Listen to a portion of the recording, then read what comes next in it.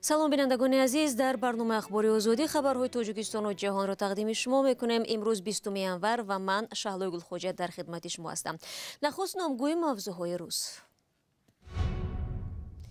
баъд аз фавти шашгониг мудири таваллудхона дар суғд барканор шуд. раёсати тандурустии вилоят мегӯяд ӯ ба синни нафақа расида буд. таҳоратхонаи масҷиди марказӣ дар душанбе тахриб гардидааст. сардори раёсати фатво гуфт масҷид бе таҳоратхона намемонад. муваққатан ин шароиту муҳайё нест ва дар рӯзҳои наздик албатта ин сохта мешавад. ҳеҷ вақт масҷид бе таҳоратхона намемонад. ва дар рӯзҳои сарди зимистон мардуми кӯлоб ҷонварони ягона боғи айвонот дар ин шаҳрро фаромӯш накарданд. одаме ки мисол дастгирӣ мекунад гоҳ мол шунвай мешава миёран мо молора метем ҳайвонора хеле хайму дабо ёрдам меша раҳмат ба мо. нурӣ дадобоева мудири таваллудхонаи вилоятӣ дар суғд аз вазифа сабукдӯш шудааст. барканории ӯ баъд аз фавти шашгониг сурат гирифт. хабаргузории Азия Плюс рӯзи 20 январ навишт ба ҷои дадобоева муовини ӯ Мунира Валиева омад. вале тағйирот дар таваллудхонаи вилоятӣ то куҷо ба фавти шашгонигҳо рабт дорад? дар ин бора ман қабл аз барнома аз Фарзон Муҳаммадӣ ҳамкори мо дар ин минтақа ки мавзӯъро пайгирӣ дошт пурсидам. бале шаҳло, аз вазифаи сардухтури таваллудхонаи вилоятӣ барканор шудани Нурӣ Дадобоеваро сардори раёсати тандурустии суғд Ҳабибулло Муҳиддинов низ тасдиқ кард, вале сабабашро ба синни нафақа расидани ӯ рабт дод. Муҳиддинов дар суҳбат бо радио Озодӣ афзуд ки Дадобоева ҳанӯз соли гузашта ба синни нафақа расида ва моҳи декабр аризаи аз кор рафтанашро низ навишта буд. баъди баррасӣ ва интихоби сардухтури дигар вай аз кор рафт. дуруст аст ки ин барканорӣ баъди як ҳафтаи фавти шашгонигҳо сурат гирифт, вале сардори раёсати тандурустии суғд ин ҳолатро ба сабаби аз кор рафтани Дадобоева рад кард. рӯзи 11 январи имсол дар таваллудхонаи вилояти суғд шашгонигҳо ба дунё омад, вале ҳамаи онҳо як рӯз умр диданд. худи Нурӣ Дадобоева дар суҳбати видеоӣ бо радиои Озодӣ сабаби марги пайҳами 2 писар ва 4 духтарро ба таваллуди бармаҳал пайванд дод. наздикони шашгонигҳо ба ин чиз бовар надоранд ва хунукназарии пизишконро сабаби марги онҳо медонанд. бо ин даъво онҳо ба вазорати тандурустӣ низ муроҷиат карданд. суоли баъдии ман аз Фарзон ин буд ки то куҷо даъвои пайвандони кӯдакони фавтида натиҷа дод. чанде аз ҳамсӯҳбатони мо аз таваллудхонаи вилоятӣ дар суҳбатҳои бидуни сабт гуфтанд ки мақомоти назоратӣ аз рӯи ин ҳолат корбарӣ карда истодааст. ҳатто чанде аз онҳо гуфтанд ки бархе аз навбатдорони он рӯзи 11 январ низ аризаи аз кор рафтанро навиштанд. вале Илҳом Пӯлодзода, сардори сарраёсати назорат дар соҳаи тандурустӣ ва ҳифзи иҷтимоии аҳолии суғд дар суҳбат бо радиои Озодӣ ин нуктаро тасдиқ накард ва гуфт ки шикояти пайвандони шашгонигҳоро баррасӣ доранд ва натиҷаи онро баъдан расонаӣ хоҳанд кард. сипас ман аз Фарзон пурсидам ки оё қаблан низ аз болои фаъолияти кормандони таваллудхонаи вилоятӣ чунин шикоятҳо буданд? бале шаҳло, бахусус баъди ин ҳодиса дасти кам 5 номаи шикоятӣ аз сӯи корбарон ба дасти мо расид ки ҳамагӣ аз муносибати бади пизишкону момудоягони ин зоишгоҳ қисса мекард. аз он пеш ҳам чунин шикоятҳо буд, вале аксаран ниёз ба таҳқиқоти рӯзноманигорӣ дошт. бояд гӯем ки ба беморхонаи вилоятӣ аз 14 шаҳру навоҳии суғд барои таваллудкунонӣ меоянд ва таваллуди шашгониг дар ин ҷо бесобиқа аст. дар гузашта 5гоник ва чанд мавриди таваллуди 3гонику 4гоник дар Тоҷикистон сабт шуда буд. ташаккур аз Фарзон Муҳаммадӣ. ёдовар мешавам ки ҳамкори мо дар Хуҷанд оиди аз кор озод шудани мудири таваллудхонаи вилоятӣ дар суғд тафсилот дод. меравем ба Душанбе. тахриби таҳоратхонаи масҷиди марказии пойтахт нигаронии баъзе намозгузоронро ба миён гузоштааст. таҳоратхона тақрибан 2 ҳафта пеш вайрон карда шуда то ҳол ҷои дигаре омода нагардидааст. ҳамкоронамон Барод Юсуфӣ ва Алишер Зарифӣ бо масъулони масҷиду сокинони намозгузор суҳбат доштанд. масъулони масҷиди марказии шаҳри Душанбе ба номи ҳоҷи Яъқуб аз намозгузорон даъват кардааст ки то замони бунёди таҳоратхонаи нави масҷид дар хонаҳои худ ва ҷойҳои дигар таҳорат карда ба намозгузорӣ биёянд. тақрибан 10 рӯз қабл тахриби таҳоратхонаи масҷид шурӯъ шуда феълан корҳои омодасозӣ барои бунёди таҳоратхонаи нав идома дорад. اینچنین طهارتخانه مسجد هم نقشه گنرالی که موافقت نداشت از این خاطر خراب کرده شد و به همه نمازخوانان رسانده شده است و تاکید کرده شده است که عظمت طهارت کرده می‌بینند، چون که در اینجا در شرایط فعلی موقتا این شرایط مهیا نیست و در روزهای نزدیک البته این ساخته میشه. هیچ وقت مسجد به طهارتخانه نمیماند. طهارتخانه نو در جای طهارتخانه قبلی اما یک برابر بزرگتر و با شرایط بهتر بنیاد خواهد شد. گفته می شود این طهارتخانه زیر زمینی ساخته می شود. همچنین در میدان همشفت مسجد مرکزی گلگشت بنیاد می گردد. حالا نمازگزاران در دیگر جایها طهارت می کنند و بنیاد طهارتخانه نو معلوم نیست که کی به انجام می رسد. قریب یا 2 هفته شده. 2 هفته زیاد شده اوجا طهارت کرده استیم. اینجا عینی حال تعمیر رفته است. وزیرش دا اوجا طهارت کرده استیم. دانشگاه اسلامی دا. همچنین فعلا تعمیر کلی مسجد مرکزی که ماه آگوست سال گذشته شروع شده بود در حال انجام یافتن است. تعمیر کلی مسجد از سوی تشکیلات جمعیتی سبا اجرا می شود. مسجد حاجی یعقوب سال 1890 بنیاد شده با علت دینستیزی در زمان سلطه کمونیستی از سال 1920 تا سال 1944 فعالیتش قطع شده بود. حالا در بینای نوی مسجد حدود 12,000 نمازگزار در یک وقت عبادت کرده می توانند. طبق اطلاع رسمی فعلا در تاجیکستان حدود 4,000 مسجد جامع و 5 وقته فعالیت دارند. شما برنامه اخباری رادیو آزادی رو تماشا دارید. سال روان اتحادیه اروپا معیار یگانه جهاز الکترونی رو جاری خواهد کرد تا یک جهاز به اصطلاح ضررنیک برای همه تلفن‌های هوشمند کافی باشد.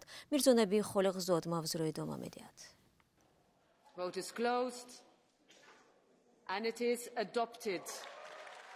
ساکنان اتحادیه اروپا امکان خواهند داشت که آیفون‌های خود را با استفاده از جهاز اندروید با نیرو تامین کنند.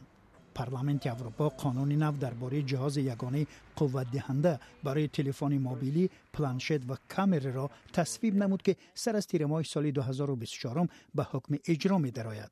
در جلسه 4 اکتبر یکی از تشبثکاران این اقدام وکیل اروپایی الکس اجوز سالیبا به ضرورت این اصلاحات اشاره کرد. راه حل ساده ترین، عادتاً بهترین و مناسب ترین است. با این عمل ما هر سال هزارها تانه جهاز الکترونی حفظ نموده استفاده دوباره جهاز کهنه الکترونی را راه اندازی خواهیم کرد.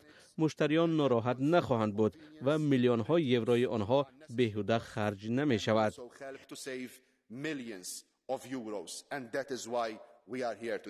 بر پای این تصمیم که برای اولین بار در سراسر عالم قبول شده است، 27 کشور عضو اتحادیه اروپا جهاز قوت دهنده USB-C از اندروید همچون پایگاه یگانه استانداردی جهاز قوت دهنده تلفن موبیلی، پلانشت و کامera در سراسر اتحادیه اروپا اعتراف می شود.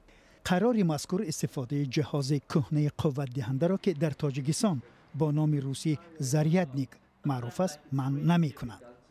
ولی شرکت‌های رقیب اندروید از قبیل اپل، هوایوی و دیگران مجبور می‌شوند جهاز قوت دهنده را به استاندارد اروپایی مطابق کنند.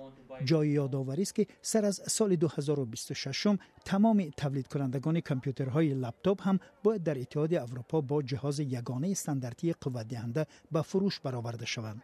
کمیسیون اروپا تخمین می‌کند که استفاده قانون جهاز یگانه قوت دهنده برای محصولات الکترونی سال تا 250 میلیون یوروی مشتریان را حفظ خواهد کرد. قانونگذاران اروپایی امید دارند که کشورهای دیگر هم به آنها پیروی نموده استفاده جهاز یگانه قوت دهنده برق برای تلفن موبیلی، پلانشت و کامera را قبول می‌کند. تا حال یگان شرکت بزرگ تولید کننده جهاز الکترونی این قرار پارلمانت اروپا را شرح نداده است. ولی در گذشته شرکت اپل هشدار داده بود که استفاده معیار یگانه پیش راه رشد و کشفیات را گرفته باعث افزایش پرتاب هزارها تن جهاز الکترونی می شود. میگذاریم به موضوعهای دیگر. اداره آب و کاریز دوشنبه خبر داد که مشکلی نارسایی آبی آشامیدنی را در 4 ناحیه پایتخت برطرف میکند. این در حالی است که تقریبا 2 هفته باز انقطاع از خدمات بخش کمونالی پایتخت در شبکه‌های اجتماعی صدا میدهند. قطع شدن نیروی برق، درست کار نکردن نظام گرمایدهی و سری وقت تازه نشدن راههای پربرف از جمله شکایت دیگری ساکنان بوده است. سرورنوزی روح‌الله و نگار فضل‌الدین در این باره از چند راهگذر در دوشنبه نظرخواهی کردند. این برف اخیر چی مشکلی های پیش آورد برای شما؟ خیلی خنکی و اخیر اونا آبو یخ کردن. خب آبو یخ کردن توربو کافیدن. انا چی گم خونه با هم خیلی شد. خیلی کوچو. شما در بلند آشنا زندگی میکنید یا در بلند آشنا. بعد آب از کجا گرفته؟ خیلی آب دمو هست در مردم دیگه اونا پایانانگی آب نیست. زمینانگی آب نیست. نه مشکل نشد هم ما رو پیشکی فهمونده بودن که زمستونش سرد میاد. هر جناب عالی هم در پیامش گفت مثال چیکین ذخیره کنیم. بسیار از آب کشتیم. همه قبل‌ها از همین آب کافیدن همه دشواری بسیار بی‌نهایت دشوار. یعنی که مقامات ناحیه ها آماده بودن برای همین گونه زمستون سرد. باز هم میشه که بعضی حالت های میشه که حسابی و نقلیات کم بشوی و نبودنی کم بودنی یا همشون پس سر شدن با این روزای افتابی از پیشه نه تا کار نبرومده تمام کار به خاطر خونتی مقطع کار میکنیم کار نبرومده مشکل است سریعت نیست آب نیست مایل آبمون یخ کرد سطیلکی آب میکشه قشلاقی همش شما هست سویتامون دائمی بودن آبمون گرمدهی از پایتخت عزیز ما خیلی پیشرفته است ما گرمدهی سر دادن ما یگان مشکلی نداشتیم خوشبختانه با داخل ما که خیلی باد و هوا تازه شد